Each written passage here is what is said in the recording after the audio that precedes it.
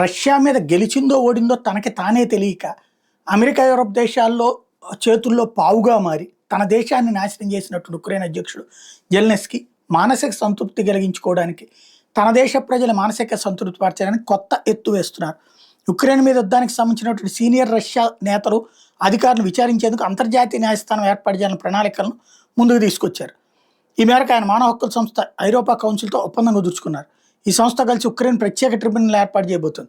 Ukraine యుద్ధం ప్రారంభమైన 2022 ఫిబ్రవరి 24 నుంచి అంతులేని యుద్ధ నేరాలకు రష్యా నేతలతో పాటు ఆ దేశ సైనికులు పాల్పడ్డారని ఉక్రెయిన్ ఆరోపిస్తోంది.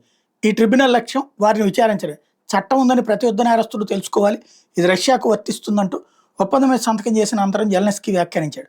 రష్యాలోని క్లర్క్ ప్రాంతానికి సైనిక నిర్మాణ సిబ్బందిని మందుపాత్రను విధ్వంసం చేసి నిపుణులు పంపించేందుకు ఉత్తర కొరియా ప్రణాళికలు రచిస్తున్న నేపథ్యంలో ఈ తరలం మీద జూలై లేదా ఆగస్టులో జరగాల్సిన దక్షిణ కొరియా నిఘా వర్గాలు అంచనా వేస్తున్న సందర్భంలో ఈ స్టేట్మెంటు అంటే రష్యా బలహీనపడిపోయింది అన్నటువంటి పిచ్చ ఆలోచనతో చేస్తున్నట్టున్నాడు.